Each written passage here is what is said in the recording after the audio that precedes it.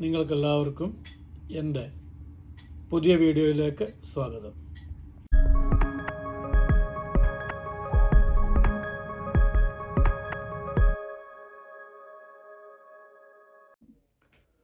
കർത്താവിൻ്റെ ധന്യനാമം വാഴ്ത്തപ്പെടുമാറാകട്ടെ.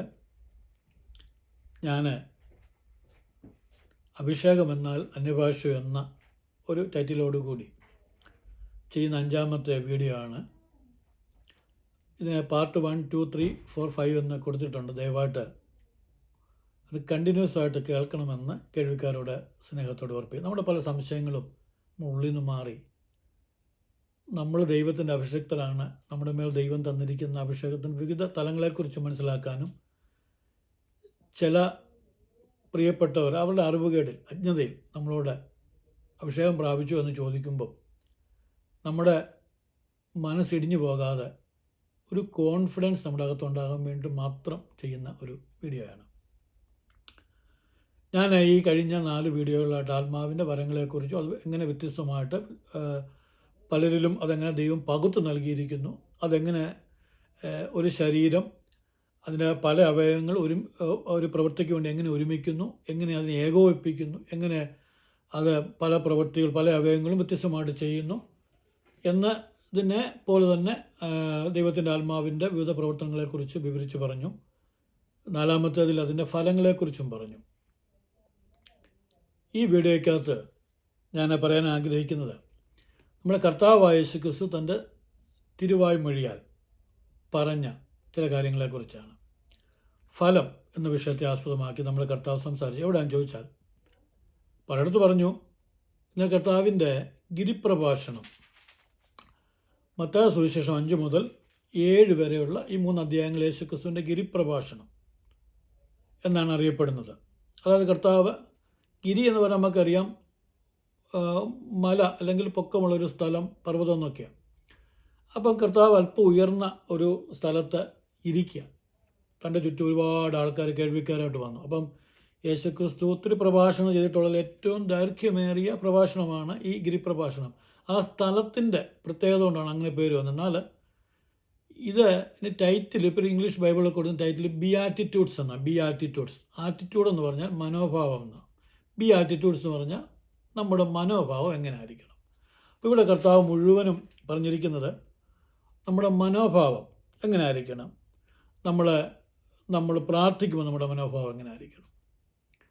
പരീശന്മാരെ പോലെ ആകരുത്, ശാസ്ത്രിമാരെ പോലെ ആകരുത്. അവർക്ക് ഈ ലോകത്തിൽ പ്രതിഫലം കിട്ടുന്നില്ല, പലരും ചെയ്യുന്നു. നമ്മൾ ഭിക്ഷ കൊടുക്കുമ്പോൾ നമ്മുടെ മനോഭാവം എന്തായിരിക്കും, നമ്മൾ ഉപവസിക്കുമ്പോൾ നമ്മുടെ മനോഭാവം എന്തായിരിക്കണം, നമ്മുടെ ധനത്തോടുള്ള മനോഭാവം. പുഴുവും തുരുമ്പും കെടുക്കുന്ന കള്ളന്മാർ തുറന്ന് മോഷ്ടിക്കുന്ന ഈ ലോകത്തിൽ ഈ ഭൂമിയിൽ നിങ്ങൾ നിക്ഷേപിക്കില്ല, ഇതൊന്നുമില്ലാത്ത നിത്യതയിൽ ദൈവരാജ്യത്തിൽ വേണം നിക്ഷേപിക്കാൻ. പിന്നെ പക്ഷികളെയും ചെടികളെയൊക്കെ ഉദാഹരിച്ചുകൊണ്ട് നമ്മുടെ ഒരു മനോഭാവം നമ്മുടെ സമ്പത്തിനോടും നമ്മുടെ നാളുകളെക്കുറിച്ചുള്ള ആവശ്യങ്ങളെക്കുറിച്ച് എങ്ങനെയായിരിക്കും. നമ്മൾ പ്രാർത്ഥിക്കുമ്പോൾ നമ്മുടെ മനോഭാവം, പ്രാർത്ഥന യേശുവിനെ പഠിപ്പിച്ച് ജീവനം പ്രാർത്ഥിക്കണം. ഇതൊക്കെ പഠിപ്പിച്ചിട്ട് കർത്താവ് 7ാം അധ്യായൻ്റെ അവസാന കൺക്ലൂഷന് അവിടേക്ക് വരുമ്പോൾ കർത്താവ് ഒരു കാര്യം പറഞ്ഞു. 13ാമത്തെ വാക്യം 7:11, ഇടുക്കുവാതിലൂടെ അകത്ത് കിടപ്പിൻ, നാശത്തിലേക്ക് പോകുന്ന വാതിൽ വീതിയുള്ളതും വിശാലവും, ഒരുപാട് പേർ അതിലേക്കൂടെ പോകും. എന്നാൽ ദൈവരാജ്യത്തിലേക്കുള്ള അത് ഇടുക്കമുള്ളതും പ്രയാസമുള്ളതൊക്കെയാണ്. ഇത് പറഞ്ഞേച്ച് അടുത്ത കണ്ണിക 15ാമത്തെ വാക്യം വായിക്കുന്ന കള്ളപ്രവാചകന്മാരെ നിങ്ങൾ സൂക്ഷിച്ചു കൊള്ളണം. ഇവരെ എങ്ങനെ തിരിച്ചറിയാം? അതായത് നമുക്ക് വലിയ പ്രയാസം ഇവരെ തിരിച്ചറിയാൻ. ഇവരുടെ കുഴപ്പം എന്നാന്ന് ചോദിച്ചാൽ ഇവർ ഈ കള്ളപ്രവാചകന്മാരായിട്ടും ആ വേഷത്തിലും അങ്ങനെ ഒരു സമീപനത്തിലും ആ ഒരു ആറ്റിറ്റ്യൂഡിലും അല്ല നമ്മുടെ അടുത്ത് വരും. നമുക്കിവർ തിരിച്ചറിയാൻ പ്രയാസം. ഇവർ ആടുകളുടെ വേഷം പൂണ്ട് വരും. ആടെന്ന് പറഞ്ഞാൽ വളരെ സൗമ്യതയുള്ള, ഉപദ്രവിക്കാത്ത, മനുഷ്യനോട് വളരെ പറ്റുമാനമുള്ള ഒരു പെറ്റ് ആനിമലാണ് ആടെന്ന് പറഞ്ഞാൽ. മനുഷ്യൻ വളർത്തുന്ന, നമുക്ക് പാൽ തരുന്ന, ഇടയനെ അനുസരിക്കുന്ന, കൂടെ കയറി ഇരിക്കുന്ന, കിടക്കുന്ന, നടക്കുന്ന ഒരു പെറ്റ് ആനിമലാണ് ആടെന്ന് പറയുന്നത്. ഇവർ കണ്ടാൽ ആടുകളുടെ വേഷമാണ്, തിരിച്ചറിയത്തില്ല. പക്ഷെ അകത്ത് കടിച്ചു കീറുന്ന ചെന്നായ എന്ന് പറഞ്ഞാൽ ഈ ചെന്നായുടെ സ്വഭാവം എന്നാന്ന് ചോദിച്ചാൽ അതൊരു പെറ്റ് ആനിമലല്ല, അതൊരു വൈൽഡ് ആനിമലാണ്. അതിൻ്റെ ഭക്ഷണത്തിനായിട്ട് അത് ഇരയെ സമീപിക്കുന്നത്, അല്ലാതെ ചങ്ങത്തം കൂടാനല്ല. അതിൻ്റെ ആവശ്യം നടക്കണം. അതിനെങ്ങനെയെങ്കിലും കടിച്ചു കീറി ഈ ഇരയുടെ മാംസവും തിന്നണം, രക്തവും കുടിക്കണം, വിശപ്പെടുക്കണം. അത് ഇത് ചാകുന്നതിനും അതിനെ ജീവൻ നഷ്ടപ്പെടുന്നത് അത് വിഷയമല്ല, അത് അതിൻ്റെ ഇരയാണ്.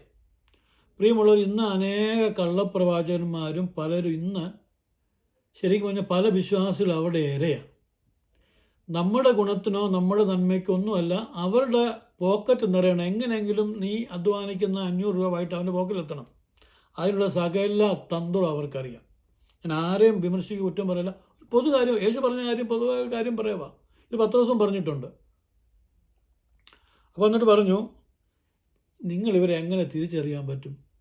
തിരിച്ചറിയാൻ പറ്റും അവരുടെ ഫലം കൊണ്ട് വേണം തിരിച്ചറിയാൻ. വരം കൊണ്ട് അറിയത്തില്ല. അതവിടെ പറയുന്നുണ്ട്, ഫലം കൊണ്ട് തിരിച്ചറിയണം. എൻ്റെ കർത്താവ് പറഞ്ഞു തിരിച്ചറിയാൻ ഒരു മാർഗമുണ്ട്. അതായത് അതിൻ്റെ 16-ാമത്തെ വാക്യം, അവരുടെ ഫലങ്ങളാൽ നിങ്ങൾക്ക് അവരെ തിരിച്ചറിയാം, വരം കൊണ്ടൊക്കത്തില്ല. അതാണ് പറഞ്ഞത്, വരം കൊണ്ട് തിരിച്ചറിയാൻ പറ്റത്തില്ല. അന്യഭാഷയും പറയും, പ്രവചിക്കും, ഭൂതശാന്തി ഉണ്ടെന്ന് പറയും, ഭൂതമൊന്നും പോകത്തില്ല, ഒരു സൗഖ്യമാകത്തില്ല. പക്ഷേ ഇതെല്ലാം ഉണ്ട്, നടന്നെന്ന് പറയും. നമ്മൾ പറയുന്ന പല ഈ സുവിശേഷങ്ങളിലും പലരും പറയുന്നത് മുഴ മാറി. ഇത് കാണാൻ പറ്റുന്നതാണ്. എൻ്റെ വയറ്റിലെ മുഴ മാറി, കാലിലെ മുഴ മാറി, തലച്ചോറിൻ്റെ അകത്തെ മുഴ മാറി.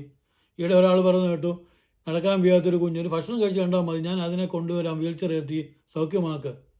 അതായത് മനുഷ്യനെ കാണാൻ കഴിയാത്ത മുഴ മാറിയാണ്. കാണത്തില്ലല്ലോ, അങ്ങ് വിശ്വസിക്കുക മുഴ മാറുമ്പോൾ. ഇവിടെ മനുഷ്യനെ കാണാവുന്ന എത്രയോ പാലസായിട്ട് കിടക്കുന്നവരെ, ക്യാൻസറായി കിടക്കുന്നവരെ.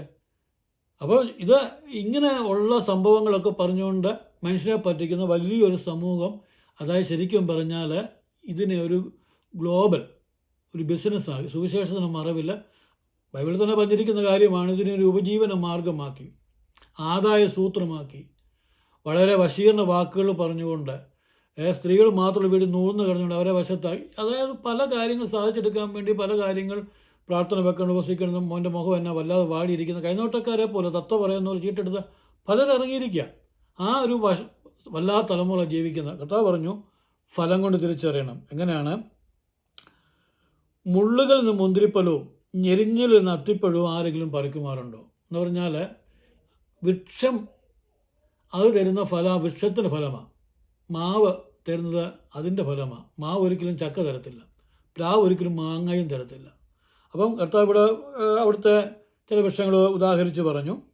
നല്ല വൃക്ഷമൊക്കെ നല്ല ഫലം കഴിക്കും, ആകാത്ത ഫലം കഴിക്കും. എന്നിട്ട് കർത്താവ് പറഞ്ഞു ഇനിയും അതിൻ്റെ 21-ാമത്തെ വാക്യം, എന്നോട് കർത്താവേ കർത്താവ് എന്ന് പറയുന്നവൻ ഏവനുമല്ല, സ്വർഗസ്ഥനായ എൻ്റെ പിതാവിൻ്റെ ഇഷ്ടം ചെയ്യുന്നവൻ അത്ര സ്വർഗരാജ്യത്തിൽ കിടക്കുന്നത്. അപ്പോൾ ഈ വരം ഉണ്ടായിട്ടൊന്നും ഒരു കാര്യമില്ല, ഫലം ഉണ്ടാകണം.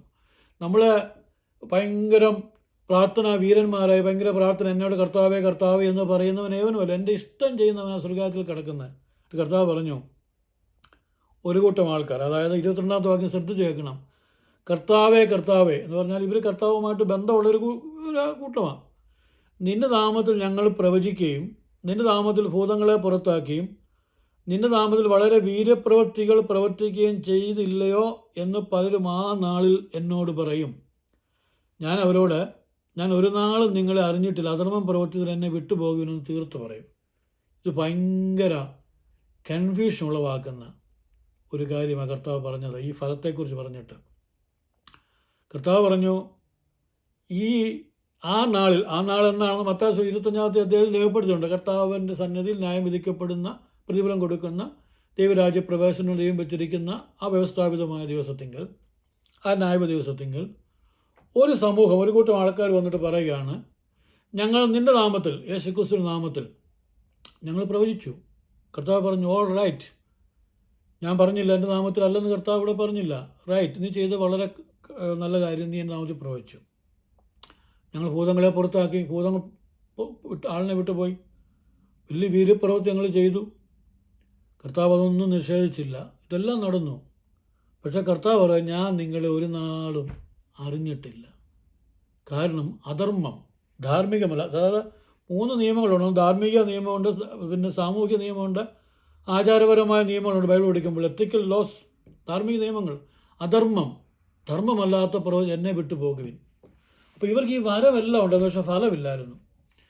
ഭൂതശാന്തി വരം ഉണ്ടായിരുന്നു, രോഗശാന്തി വരം ഉണ്ടായിരുന്നു, പ്രവചനപരം ഉണ്ടായിരുന്നു.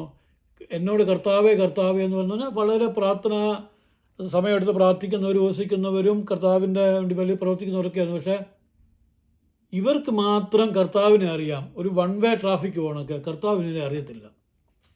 ഉദാഹരണം, വയനാട്ടിലെ കോൺഗ്രസ് കാൻഡിഡേറ്റായിട്ട് ഇന്ന് പ്രിയങ്ക ഗാന്ധി നമുക്കറിയാം. രാജീവ് ഗാന്ധിയുടെ സോണിയാഗാന്ധിയുടെ മകളാണ്. രാഹുൽ ഗാന്ധി മക്കളാണ്.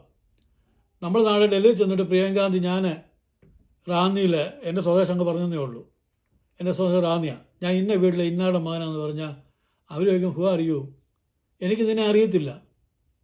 നമ്മൾ നാളെ നരേന്ദ്രമോദിയുടെ അടുക്ക് ചെന്നിട്ട്, ഇന്ത്യൻ പ്രധാനമന്ത്രി അടുക്ക് ചെന്നിട്ട് ഞാൻ പത്തനംതിട്ട ജില്ലയിൽ, അല്ലെങ്കിൽ ഞാൻ കേരള സ്റ്റേറ്റിൽ ഇന്ന ജില്ലയിൽ ഇന്ന താലൂക്കിൽ ഇന്ന വാർഡിൽ ആണെന്ന് പറഞ്ഞാൽ അദ്ദേഹം ചോദിക്കും who are you, what you want, നിനക്ക് എന്തോ വേണം, എനിക്കിതിനെ അറിയത്തില്ല. നമുക്ക് അവരെ അറിയാം. നമുക്ക് ഇന്ദിരാഗാന്ധി അറിയാം, നമുക്ക് നെഹ്റുവിനെ അറിയാം, മഹാത്മാഗാന്ധി അറിയാം, നമുക്ക് അമേരിക്കയുടെ നിയുക്ത പ്രസിഡന്റ് ഡൊണാൾഡ് ട്രംപിനെ അറിയാം, ഇപ്പം ഇരിക്കുന്ന പ്രസിഡന്റ് ജോ ബൈഡനെ അറിയാം, നമുക്ക് ഋഷി സുനക്കിനെ അറിയാം. പക്ഷേ ഇവരോട് എന്ന് ചോദിച്ചാൽ അവർക്ക് നമ്മളെ അറിയത്തില്ല. ഇതാ സംഭവിക്കാൻ പോകുന്നത്. ഫലമില്ലാതെ എത്ര വരവുണ്ടെങ്കിലും എത്ര പ്രാർത്ഥന വീരനാണെങ്കിലും കർത്താവ് പറഞ്ഞു, നീ എന്നോട് എത്ര കർത്താവേ നിനക്ക് ഫലമില്ലെങ്കിൽ, നീ ധാർമ്മികമായി ചെയ്യേണ്ട ധാർമ്മിക ലോസ് ചെയ്യാത്തൊരു വ്യക്തിയാണെങ്കിൽ എനിക്ക് നിന്നെ അറിയത്തില്ല. എന്നെ അധർമ്മം പ്രവൃത്തി എന്നെ വിട്ടു പോകുമെന്ന് പറഞ്ഞു ഞാൻ നിങ്ങൾ ഒരു നാളും അറിയുന്നില്ല. ഈ വീഡിയോയിൽ ഇതിൻ്റെ ഒരു കാരണം കൂടെ പറഞ്ഞുകൊണ്ട് ഞാൻ അവസാനിപ്പിക്കാം. മത്തായിയുടെ സുവിശേഷം 25-ാം അധ്യായം വളരെ പരമപ്രധാനമായിട്ടുള്ള ഒരു കാര്യമാണ് അവിടെ പറഞ്ഞിരിക്കുന്നത്. 3 ഉപമകൾ കർത്താവ് പറഞ്ഞു. ഒന്നാമത്, സ്വർഗരാജ്യം മണവാളിനെ എതിരേക്കാൻ വേണ്ടി പുറപ്പെട്ട 10 കന്യകമാരോട് സദൃശം. ഞാൻ വിവരിക്കുന്നില്ല. 5 പേരെ വിളക്കോടി എണ്ണ എടുത്ത് 5 പേരെ എടുത്തില്ല, ഒരുക്കപ്പെട്ടില്ല, അവർ തള്ളപ്പെട്ടു, ഒരുങ്ങിയവരകത്ത് കിടന്നു. അടുത്തത് 14-ാമത്തെ വാക്യത്തിൽ, ഒരു മനുഷ്യൻ പ്രദേശത്ത് പോകുമ്പോൾ 3 പേരെ വിളിച്ചിട്ട് അവർ താലന്ത് വിധിച്ചു കൊടുത്തു. ഒരുത്തിന് 5, ഒരുത്തിന് 2, ഒരുത്തിന് 1. അപ്പോൾ 5ഉം 2ഉം കിട്ടിയതിന് വ്യാപാരം ചെയ്ത് അത്രയും കൂടെ നേടി അവരോട് നല്ലൊരു വിശ്വസ്തമായ ദാസനെ എന്ന് പറഞ്ഞു, അകത്ത് കയറാൻ പറഞ്ഞു. മറ്റവനെ ഒളിച്ചു വെച്ചു, അവന് തള്ളപ്പെട്ടു. ഇനിയും അടുത്താണ് ശ്രദ്ധിക്കേണ്ടത്.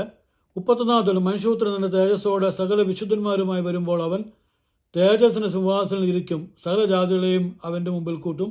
അവൻ ഇടയൻ ചെമ്മരിയാടുകളെയും കോലാടുകളെയും തമ്മിൽ വേർതിരിക്കുന്ന പോലെ വേർതിരിച്ചു.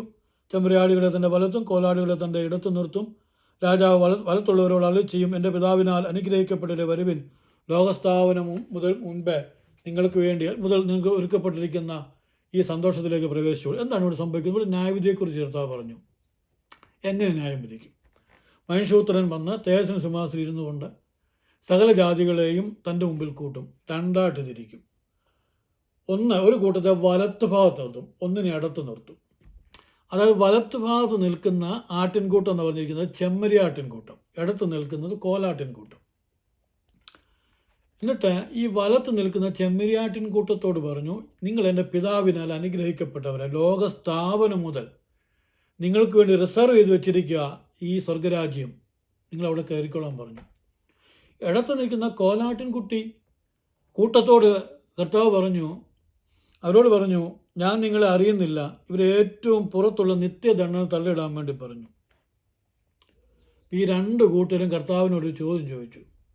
അപ്പോൾ കർത്താവ് ഇവരോട് കാര്യം പറഞ്ഞു. ഈ വലത്ത് നിൽക്കുന്ന ചെമ്പരിയാട്ടിൻ ആ ജനത്തോടൊരു കാര്യം പറഞ്ഞു, എനിക്ക് വിശന്നു, നിങ്ങളെനിക്ക് ഭക്ഷിപ്പാൻ തന്നു, എനിക്ക് ദാഹിച്ചു, നിങ്ങളെനിക്ക് കുടിപ്പാൻ തന്നു, ഞാൻ അതിഥിയായി കണ്ടിട്ട് നിങ്ങൾ എന്നെ ചേർത്ത് കൊണ്ടു, ഞാൻ നഗ്നനായി കണ്ടിട്ട് നിങ്ങൾ എന്നെ വസ്ത്രം ധരിപ്പിച്ചു, ഞാൻ രോഗിയായിരുന്നപ്പോൾ തടവിലായിരുന്നപ്പോൾ നിങ്ങൾ എന്നെ കാണുവാൻ വന്നു.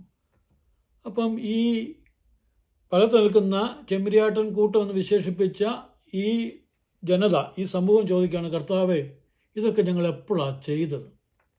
പിന്നെ കർത്താവ് പറയുകയാണ്, ഈ എളിയവർക്ക് വേണ്ടി, ഈ ലോകത്തിലെ സാധുക്കൾ എളിയവർക്ക് വേണ്ടി നിങ്ങൾ ചെയ്തെല്ലാം എനിക്കാണ് ചെയ്തത്. ഇനി അടുത്ത ഭാഗത്ത് നിൽക്കുന്ന കോലാട്ടിൻ കൂട്ടത്തോട് പറഞ്ഞു, ഇതുപോലെ എനിക്ക് വിഷം, നിങ്ങൾ ഭക്ഷിപ്പാൻ തന്നില്ല, എനിക്ക് ദാഹിച്ചു, നിങ്ങൾ കുടിപ്പാൻ തന്നില്ല, ഞാൻ നഗ്നനാണ്, നിങ്ങൾ എന്നെ ധരിപ്പിച്ചില്ല, ഞാൻ അതിഥിയായിരുന്നു, ഞാൻ തടവറയിലായിരുന്നു, നിങ്ങൾ എന്നെ കാണുമ്പോൾ വന്നില്ല, ഞാൻ രോഗിയായിരുന്നു, നിങ്ങൾ എന്നെ പരിചരിച്ചില്ല, നിങ്ങളിതൊന്നും ചെയ്തു. അവർ ചോദിച്ചു, ഇതൊക്കെ എപ്പോൾ സംഭവിച്ചു? ഞങ്ങൾക്കറിയത്തില്ല, അങ്ങനെ ഞങ്ങൾ നിന്നെ കണ്ടില്ല. ഈ എളിയവർക്ക് നിങ്ങൾ ചെയ്യാഞ്ഞിടത്തോളം എല്ലാം എനിക്കാകുന്നു ചെയ്യാഞ്ഞത്. അവരെ നിത്യദണ്ഡനത്തിലേക്ക് തള്ളിയിടാൻ വേണ്ടി പറഞ്ഞു. എൻ്റെ മാന്യ കേൾവിക്കാരെ, ശ്രോതാക്കളെ, ഞാൻ നിങ്ങളോട് സത്യമായിട്ട് പച്ച പരമാർത്ഥമായിട്ട് പറയട്ടെ, ഇവിടെ നമ്മുടെ ആറ്റിറ്റ്യൂഡാണ് പ്രധാനം, നമ്മുടെ മനോഭാവമാണ്. അതായത് കർത്താവ് അവരോട് നിങ്ങൾ അന്യഭാഷ പ്രാപിച്ചോ, നിങ്ങൾ ഭൂതസ്ഥ പുറത്താക്കിയോ, നിങ്ങളെല്ലാ ഞായറാഴ്ചയും പോയി അവിടെ രജിസ്റ്റർ ഒപ്പുവെച്ചോ, എല്ലാം ഒരു സഭായവും പോലും മുടക്കാതെ പോയി ഇതൊന്നും ചോദിച്ചില്ല. അതൊക്കെ ക്രിസ്ത്യൻ എക്തിക്സ് പഠിപ്പിക്കണം, സിറ്റുവേഷൻ എക്തിക്സൊക്കെ പഠിച്ചെങ്കിൽ നമുക്ക് മനസ്സിലാകത്തുള്ളൂ. അപ്പം പിന്നെ കർത്താവ് അവരോട് പറഞ്ഞത്, ഞാൻ നഗ്നനായിരുന്നു, നിങ്ങളെന്നെ ധരിപ്പിച്ചു, ഞാൻ വിശന്നവനായിരുന്നു, അവിടെ നീ വന്ന് ഇവിടെ ഇരിക്കുക, ഞാൻ നിനക്ക് വേണ്ടി പ്രാർത്ഥിക്കാമെന്ന് പറഞ്ഞാൽ അവൻ്റെ വിശപ്പ് മാറത്തില്ല. നീ അവിടെ ഇരിക്കുക, ഞാൻ നിനക്ക് വേണ്ടി ഉപവസിക്കാമെന്ന് പറഞ്ഞാൽ അവൻ്റെ നഗ്നത മാറത്തില്ല. അവൻ്റെ ആവശ്യങ്ങളിൽ കൂട്ടായ്മ കാണിച്ചു. അതാണ് കൊർന്നല്യോസിനോട് പറയുന്നത്, നിൻ്റെ പ്രാർത്ഥനയും ധർമ്മവും സ്വർഗത്തിലെത്തിയിരിക്കുന്നു. പ്രാർത്ഥന മാത്രമല്ല, നീ the people who are needy, ആവശ്യത്തിലിരുന്നവരെ നീ സഹായിച്ചത് സ്വർഗത്തിലെത്തിയിരിക്കുന്നു. ഇപ്പം നമ്മൾ പലപ്പോഴും ചെയ്യുന്നത് എന്താ, നമ്മൾ ഇതെല്ലാം കത്തോലിക്ക സഭയ്ക്കും മർത്തോമാ സഭയ്ക്കും ഓർത്തഡോക്സ് സഭയ്ക്കും ചെയ്യാൻ വേണ്ടി വെച്ചിരിക്കുക. ഇന്ന് ഇന്ത്യയിൽ ഇന്ന് ജനം വിദ്യാഭ്യാസം ചെയ്തിട്ടുണ്ടെങ്കിൽ അത് ഇവിടുത്തെ ക്രൈസ്തവ മിഷണറിമാർ, കത്തോലിക്കർ, യാക്കോവക്കാർ, ജ്ഞാനയക്കാർ, മർത്തോമ സമുദായം ഒക്കെ വന്ന് ഉണ്ടാക്കിയിട്ടുള്ള സ്കൂളുകളും പിന്നെ ആശുപത്രികളിലുമൊക്കെയാണ് പഠിച്ചു വന്നിട്ടുള്ളത്. നമ്മുടെ പരിപാടി എങ്ങനെങ്കിലും കുറച്ച് കാശുണ്ടാക്കി നമുക്ക് പിന്നെ കുറേ വീടും വസ്തുക്കളും കാറും വീടെല്ലാം വാങ്ങിച്ചിട്ട് ദൈവം എന്നെ അനുഗ്രഹിച്ചു എന്ന് പറയുന്നതാണ് നമ്മുടെ ജീവിതത്തിലെ മെറ്റീരിയലിസ്റ്റിക് ആയിട്ടുള്ള അനുഗ്രഹമാണ് നമ്മളെപ്പോഴും അനുഗ്രഹമായിട്ട് കാണുന്നത്. ഞാൻ അതിനെക്കുറിച്ചുള്ള വീഡിയോ ബൈബിളിൻ്റെ ധനത്വശാസ്ത്രം എന്ന വിഷയം ചെയ്യുന്നുണ്ട്. അപ്പോൾ എനിക്ക് പറയാനായിട്ടുള്ളത്, ഇവിടെ നമുക്കൊരു സംശയം ചോദിക്കും, എടാ ഈ ചെമ്മരിയാടും കോലാടും നമ്മൾ വ്യത്യാസമുണ്ട്, രണ്ടും ആടല്ലേ? വ്യത്യാസമുണ്ട്. അത് പറഞ്ഞെങ്കിൽ ഇത് സംഭവം തീരത്തുള്ളൂ. അത് പറഞ്ഞുതരാം. ലേവ്യ പുസ്തകം നമ്മൾ വായിക്കുമ്പം ഈ പഴയ നിയമകാലത്ത് ആടിനെ യാഗമൃഗമായിട്ട് ദേവാലയത്തിൽ കൊണ്ട് മനുഷ്യൻ്റെ പാവത്തിന് പരിഹാരം, മനുഷ്യൻ്റെ പാവം അതിന്മേൽ ചുമത്തി തന്നെ യാഗം കഴിക്കും.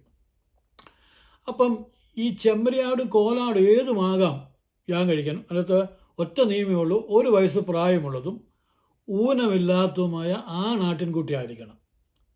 അതേ ഉള്ളൂ നിയമം. അത് ചെമ്മരിയാടും ആകാം കോലാടും ആകാം, വളരെ വ്യക്തമായിട്ട് ബൈബിൾ എഴുതി വെച്ചിട്ടുണ്ട് രണ്ടും. അപ്പം ഞാൻ പറഞ്ഞ താല്പര്യം, ഈ ചെമ്മരിയാടും ദേവാലയത്തിൽ പോയതാ, ഈ കോലാടും പോയതാ. ഈ ചെമ്മരിയാട് അതിൻ്റെ കഴുത്തറുക്കപ്പെട്ട് അതിനെ പിളർന്ന് എങ്ങനെ അതിൻ്റെ ജീവനെ മറ്റൊന്നിനു വേണ്ടി കൊടുത്തു, അതുപോലെ തന്നെ കോലാടും ചെയ്ത, അതിൻ്റെ രക്തം ഒഴുക്കിയതാ, അതിന് ജീവനെ കൊടുത്തതാ. രണ്ട് കാര്യങ്ങളെല്ലാം ചെയ്ത, യാതൊരു വ്യത്യാസവുമില്ല. ചെമ്മരിയാടോ കോലാടോ ആകാം, 1 വയസ്സ് പ്രായമുള്ളതും ഊനമില്ലാത്തതും ആണാടായിരിക്കണമെന്നേ ഉള്ളൂ, രണ്ടും ചെയ്ത. പക്ഷേ നമ്മൾ ഇവിടെ പഠിക്കേണ്ട ഒരു കാര്യമാണ്, ചെമ്മരിയാടിനൊരു വ്യത്യാസം ഉണ്ടായിരുന്നു. അത് പഠിക്കണമെങ്കിൽ യോബിൻ്റെ പുസ്തകത്തിലേക്കും പല പുസ്തകത്തിലേക്കും വരണം. യോബ് പറയുന്നുണ്ട്, സർവശക്തൻ എഴുന്നേൽക്കുമ്പോൾ, മൈ അക്യൂസർ എഴുന്നേൽക്കുമ്പോൾ ഞാൻ അവനോട് എന്ത് ഉത്തരം പറയും? എൻ്റെ ആടുകളുടെ രോമം കൊണ്ട് ഒരുത്തൻ്റെ തണുത്തിരിക്കുന്ന ഒരുത്തൻ്റെ കുളിർ ഞാൻ മാറ്റിയില്ലെങ്കിൽ ഞാൻ സർവശക്തനോട് എന്തുത്തരം പറയും എന്ന് പറഞ്ഞാൽ, ഈ ചെമ്മരിയാടിന് നമ്മുടെ നാട്ടിൽ കാണുന്ന ആട്, ഇവിടെ ഷീപ്പ് ആൻഡ് ഗോട്ട് എന്നാണ് പറഞ്ഞിരിക്കുന്നത്. നമ്മുടെ നാട്ടിൽ കാണുന്ന ഈ നീളമുള്ള രോമമുള്ളതാണ് കോലാട്. മറ്റേ ഇങ്ങനെ ചുരുണ്ട ഈ പാലസ്തീനിലും ഇസ്രായേലൊക്കെ ധാരാളമായി കാണുന്നത് നമ്മുടെ ഹിമാലയം ശ്രീനഗർ ഒക്കെ കാണുന്ന ആണ് ചെമ്മരിയാട്, ഉരുണ്ട നിറച്ച് രോമമുള്ളത്. ഈ ചെമ്മരിയാടിൻ്റെ രോമം കത്രിക്കും. നമുക്കറിയാം, പഴയ നിയമത്തിലൊക്കെ പറഞ്ഞിട്ടുണ്ട്. അത് മിണ്ടാ നിന്ന് കൊടുക്കും, അല്ലെങ്കിൽ എൻ്റെ കാലൊക്കെ പിടിച്ചിട്ട് നമ്മൾ യൂട്യൂബിലൊക്കെ നോക്കുക, ഇതിനെ മൊത്തം വാർന്നെടുക്കും. ഇതിനെ ഒരു മാംസപിണ്ഡം പോലെ തൊലി മാത്രമേ കാണത്തുള്ളൂ. ശരിക്കും ഈ പ്രകൃതിയിലെ തണുപ്പേൽക്കാതിരിക്കാൻ വേണ്ടി ഞാൻ ഇവിടെ യൂട്യൂബിൽ നോക്കിയപ്പോൾ കണ്ടു, ഈ ചെമ്മരിയാടിൻ്റെ അതിൻ്റെ ഏറ്റവും വിശേഷപ്പെട്ട ഇതും കൊണ്ടുണ്ടാക്കിയൊരു ഷോളിന് 26 ലക്ഷം രൂപ വില വരെയുള്ള, ക്വാളിറ്റി അനുസരിച്ച് ഷോളുണ്ട്, 26 ലക്ഷം രൂപ വിലയുള്ള ഷോളുണ്ട്, പല വിലയുടെ ഉണ്ട്. അപ്പം ഇത് പിന്നെ ഇതിൻ്റെ രോമം എടുത്തിട്ടാണ് ഈ ഷോളും ഇങ്ങനെയുള്ള തണുപ്പുള്ള വസ്ത്രങ്ങളും ഇതൊക്കെ ഉണ്ടാക്കുന്നത്, അല്ലെങ്കിൽ കമ്പിളി പുതപ്പൊക്കെ ഇതുകൊണ്ട് ഉണ്ടാക്കുന്നത്, അതിൻ്റെ ക്വാളിറ്റി ഉള്ളത്. അപ്പോൾ നമ്മൾ മനസ്സിലാക്കേണ്ടത്, അതിൻ്റെ തണുപ്പകറ്റാൻ വേണ്ടി, അതിനെ തണുപ്പിൽ നിന്ന് പ്രതിരോധിക്കാൻ വേണ്ടി ദൈവം അതിന് കൊടുത്ത രോമം മറ്റൊരാട് തണുപ്പകറ്റാൻ വേണ്ടി അത് മിണ്ടാ നിന്ന് കൊടുത്ത് കത്തിരിച്ച് അതിൽ വാർന്നെടുത്ത് അനേകർ ശൈത്യത്തിൽ നിന്ന് രക്ഷപ്പെട്ടു. ഈ കമ്പിളി ഇപ്പം ഞാൻ താമസിക്കുന്ന ഈ രാജ്യത്ത് ഈ കഴിഞ്ഞ ദിവസമൊക്കെ -19, 17, 14 ഡിഗ്രി സെൻറ്റിഗ്രേഡ് തണുപ്പാണ്. ഈ തണുപ്പത്ത് നമ്മൾ വീട്ടിൽ നിന്ന് ഇറങ്ങി കാറേ കയറുമ്പോൾ തന്നെ നമ്മുടെ ശരീരഭാഗങ്ങൾ മരിച്ചു പോകുക, എള്ളിനെ തുളച്ചെറിയുക. ഗ്ലൗസും എല്ലാം ഇട്ട് പോകുന്നതിന് ഒരു 15 മുമ്പ് വണ്ടി സ്റ്റാർട്ട് ചെയ്ത് ഹീറ്ററിലിട്ട് ആക്കിയിട്ട് കയറി പോകാനൊക്കത്തുള്ളൂ. ഇപ്പം ഇങ്ങനെയുള്ള രാജ്യങ്ങളിൽ സൈബീരിയ പോണക്കുള്ള സ്ഥലത്തൊക്കെ -67-70 തണുപ്പാണ്. ആൾക്കാർ ജീവിക്കണമെങ്കിൽ ഇതിനു വേണ്ടി അതിൻ്റെ രോമം കൊടുത്തു. പക്ഷേ കോലാടിൻ്റെ രോമം കൊള്ളത്തില്ല. നമ്മുടെ നാടുള്ള വളർത്തു നാടാണ്, അതിന് രോമം വിട്ട് ഇതുണ്ടാകാൻ കൊള്ളത്തില്ല. അപ്പം ഇത് രണ്ടും ജീവനെ കൊടുത്തതാണ്, രണ്ടും രക്തം കൊടുത്ത, രണ്ടും അതിൻ്റെ ജീവനെ മനുഷ്യന് വേണ്ടി അവരെ കൊടുത്ത. പക്ഷെങ്കിൽ എക്സ്ട്രാ ഇത് ചെയ്തത് അതിൻ്റെ രോമം മറ്റുള്ളവരുടെ കുളിർ മാറ്റാൻ വേണ്ടി. അതാണ് യോ പറയുന്നത്, സർവശക്തനോട് ഞാൻ എന്തുത്തരം പറയും. ഇവിടെ കർത്താവ് അത് തന്നെ പറഞ്ഞു, പ്രിയമുള്ളവർ, നിങ്ങൾ എല്ലാ ഞായറാഴ്ചയും പോയി സഭാഗത്തിന് കൂടി കണക്ക് വെച്ചത് ഹാജർ വസ്തുവൊന്നും ഹാജരാക്കുന്നില്ല. അവിടെ ദശാംശം കൊടുത്തതിൻ്റെ കണക്കൊന്നും ചോദിക്കുന്നില്ല. അവിടെ സെക്രട്ടറി ബുക്കുമായിട്ടൊന്നും വരുന്നില്ല. കർത്താവിന് വേണ്ടി നിൻ്റെ ആറ്റിറ്റ്യൂഡ് എന്തായിരുന്നു ഈ ലോകത്തിൽ? നിൻ്റെ തൊട്ട് താമസിക്കുന്ന ഒരു ദരിദ്രൻ, കുഞ്ഞിനെ സ്കൂളിൽ അയക്കാനില്ല വിടാതെ, ആരോടും പറയാതെ, ഒരു നല്ല വസ്ത്രം കൊടുക്കാനില്ലാതെ, നമ്മുടെ പെൺകുഞ്ഞുങ്ങളൊക്കെ നല്ല ഒരുങ്ങി നന്നായിട്ട് പോകുമ്പോൾ നിൻ്റെ തൊട്ടപ്പുറത്തെ കുട്ടി 2 വസ്ത്രവും കൊണ്ട് എന്നും പോകുമ്പോൾ കുട്ടികൾ കളിയാക്കുമ്പം, മറ്റുള്ള കൂട്ടുകാരുടെ അടുത്തിരുന്ന് ആഹാരം കഴിക്കാൻ ഇത് ബുദ്ധിമുട്ട് കൊണ്ട് മാറി ഒറ്റയ്ക്കിരുന്ന് കഴിക്കുമ്പം, അവിടെയാണ് നിന്നുള്ള ദൈവത്തിൻ്റെ ആത്മാവ് യഥാർത്ഥത്തിൽ നീ ചെമ്മരിയാടാണെന്നോ കോലാടാണെന്നോ തിരിക്കുന്നത്. മറക്കരുത്, ന്യായവിധി സംഭവിക്കുമ്പം അവിടെ കർത്താവ് സിംഹാസനത്തിലിരിക്കും, രണ്ടുപേരായിട്ട് കൂട്ടും.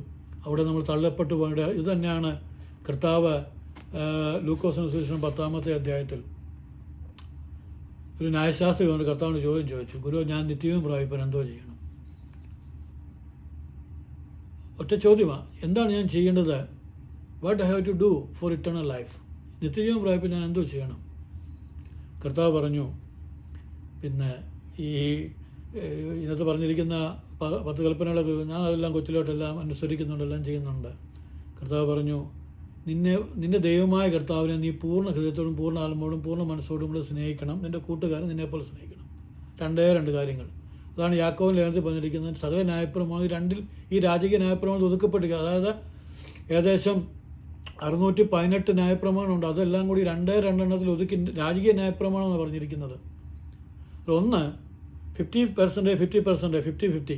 ഒന്ന്, നിൻ്റെ ദൈവമായ കർത്താവിനെ നീ പൂർണ്ണ ഹൃദയത്തോടെ പൂർണ്ണ ആത്മാവോടെ ദൈവത്തെ നീ ആരാധിക്കുന്ന പോലെ തന്നെ നിൻ്റെ കൂട്ടുകാരൻ നിന്നെപ്പോലെ സ്നേഹിക്കണം. എന്നിട്ട് പറഞ്ഞു, ഒന്നാമത്തേതിനോട് സമമാണ്. അതായത് നീ ആരാധന പോലെ തന്നെ ഈക്വലാണ്, പ്ലസ് ഓർ മൈനസ് ഇല്ല.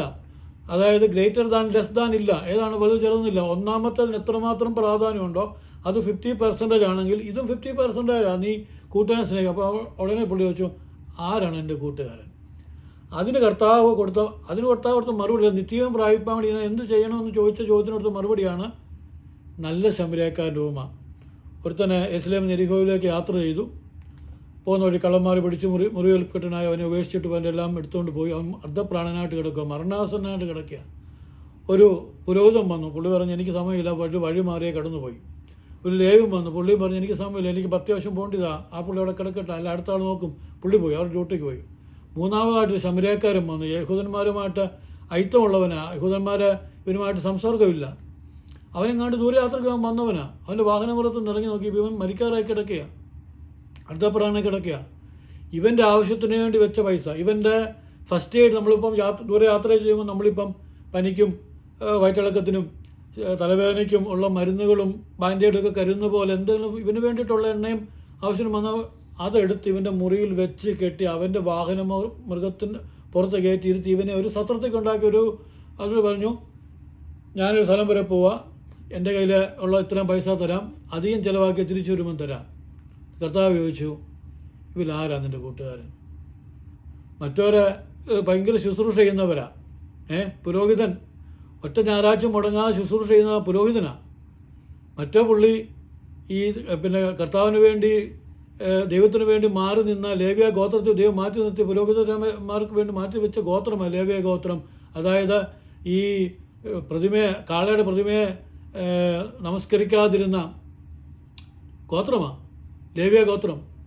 അവരെ കർത്താവ് അവർക്ക് ദൈവം നിത്യമായിട്ട് എന്നേക്കുള്ള നിത്യനിയമമായിട്ട് അവർക്ക് പൗരോഹിത്യം പതിച്ചു കൊടുത്തതാണ്. പക്ഷേ കർത്താവ് പറഞ്ഞു, ഇതിലാരാ നിൻ്റെ യഥാർത്ഥ സ്നേഹിതൻ? പറഞ്ഞു, അവന് വേണ്ടി ഉപകാരം ചെയ്ത ശമരിയാക്കാരനാണ് എന്ന് പറഞ്ഞു. Go and do likewise, then you will enter the eternal life.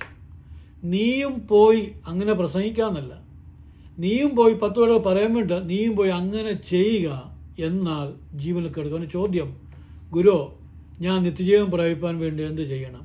അപ്പം പുരോഹിതൻ്റെ പോയി എല്ലാ ശുശ്രൂഷ ചെയ്താലും ജനത്തിനു വേണ്ടി ശുശ്രൂഷിക്കുക.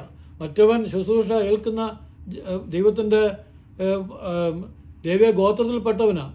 പക്ഷെ അതിലൊന്നും കാര്യമില്ല. അതായത് ഈ പ്രമാണമായിട്ട് ബന്ധമില്ലാതിരിക്കുന്ന ഈ സംസർഗജാതിയായിട്ട് എന്ന് പറഞ്ഞാൽ മറ്റു ജാതിയുമായിട്ട് ബന്ധപ്പെട്ടുണ്ടായ യഹൂദിൻ്റെ പ്യൂരിറ്റി ഇല്ലാത്ത പിന്നെ മിശ്രജാതിയായ ഈ ശമരിയാക്കാരൻ, പ്രമാണത്തിന് പുറത്തുള്ളവൻ ചെയ്തത് നീയും പോയി ചെയ്യുക, എന്നാൽ നീ ജീവനിൽ കിടക്കുവാൻ തൊക്കെ ഇടയാതീരും. എൻ്റെ പ്രിയമുള്ളത്, ഞാൻ ഈ 5 പാർട്ടോടുകൂടി ഇത് അവസാനിപ്പിക്കുമ്പോൾ എനിക്ക് പറയാനായിട്ടുള്ളത്, നമുക്ക് ഒരുപക്ഷെ എല്ലാ വരങ്ങളും ഉണ്ടായിരിക്കാം. കർത്താവ് പറയും, ഞാൻ നിന്നെ അറിയുന്നില്ല. പ്രവചനമുണ്ട്, ഭൂതശാന്തി വരവുണ്ട്, രോഗശാന്തി വരം, വിവിധ വീരപ്രവൃത്തിയുടെ വരവുണ്ട്. ഇതെല്ലാം ഞങ്ങൾ നിനക്ക് വേണ്ടി ഈ ലോകത്ത് ജീവിച്ച് മുഴുവൻ ചെയ്തതാണ്. ഭൂതങ്ങൾ പുറത്തു പോയതാണ്. പക്ഷേ കർത്താവ്, ഞാൻ നിങ്ങളെ അറിയുന്നില്ല. What is the reason? അധർമ്മം പ്രവർത്തിക്കുന്നവരെ, ധാർമ്മികമായി ചെയ്യാത്തവരെ എന്നെ വിട്ടുപോകുവിൻ, അവർക്ക് നിത്യദണ്ഡനം. കർത്താവ് മത്തായി സുവിശേഷത്തിൽ വളരെ വ്യക്തമായിട്ട് ആ നാളിൽ എന്താണ് സംഭവിക്കുന്നത്? കർത്താവ് ന്യാസം തിരിക്കും, 2ആയിട്ട് തിരിക്കും. കർത്താവ് പറഞ്ഞു, ഈ എളിയവർക്ക് നിങ്ങൾ ചെയ്ത സാമൂഹിക നിയമങ്ങൾ, ധാർമ്മിക കാര്യങ്ങൾ എല്ലാം എനിക്കാണ് ചെയ്തിരിക്കുന്നത്. 12ാം ക്ലാസ് നല്ല മാർക്കിൽ പാസ്സായി. പക്ഷേ അടുത്തൊരു കോഴ്സിന് വിടാൻ നിവൃത്തിയില്ലാത്ത എത്ര കുഞ്ഞുങ്ങൾ നമ്മുടെ ചുറ്റും. മാതാപിതാക്കൾ തേങ്ങുക, നമ്മുടെ സഭയ്ക്ക് നമ്മളെ പണം അഹങ്കാരത്തിനും. ഒരാൾക്ക് യാത്ര ചെയ്യാൻ, പക്ഷേ ഒരു വീട്ടിൽ ഒരു വണ്ടി 2-3 വണ്ടി വാങ്ങിച്ചിട്ട് വലിയ വലിയ ഹോട്ടലുകളിൽ ആഹാരം കഴിച്ച് ഇഷ്ടം പോലെ ഭൂമിയിലെ രാജാക്കന്മാരെ പോലെ സസുഖം ജീവിക്കുമ്പം, പ്രിയമുള്ളവരെ, നിൻ്റെ അടുത്ത് വിധവയുടെ കണ്ണു മങ്ങിയ ഒരു വിധവ നിൻ്റെ അടുത്തുണ്ട്. പറയുന്നുണ്ട്, എൻ്റെ വിധവയുടെ അവളുടെ കണ്ണ് ഞാൻ ക്ഷയിപ്പിച്ചെങ്കിൽ ഞാൻ മൈ അക്യൂസർ, ഞാൻ എന്താണ് ഉത്തരം പറയുന്നത്? അവൻ എഴുന്നേൽക്കും ന്യായവിധിക്ക് വേണ്ടി. I have no answer. നമുക്ക് ദൈവസന്നിധിയിൽ നമ്മളെ സമർപ്പിച്ചുകൊണ്ട്, പ്രിയമുള്ളവരെ, വരങ്ങളെക്കാൾ വലുതാണ് ഫലങ്ങൾ. ആ ഫലം വെച്ചായിരിക്കും നമ്മുടെ ദൈവരാജ്യ പ്രവേശനം സാധ്യമാക്കുന്നത് പറഞ്ഞുകൊണ്ട് ഞാൻ വാക്കുകൾക്ക് വിരാമം കുറിക്കുകയാണ്. ദൈവമായ കർത്താവ് നിങ്ങളെല്ലാവരെയും ധാരാളമായിട്ട് അനുഗ്രഹിക്കുമാറാകട്ടെ. ഒരിക്കൽ കൂടെ ഞാൻ ഓർപ്പിക്കുന്നു, പാർട്ട് 1 മുതൽ 5 വരെ നിങ്ങൾ ദയവായിട്ട് കേൾക്കണം. നിങ്ങളുടെ അഭിപ്രായങ്ങൾ പറയണം. God bless you all.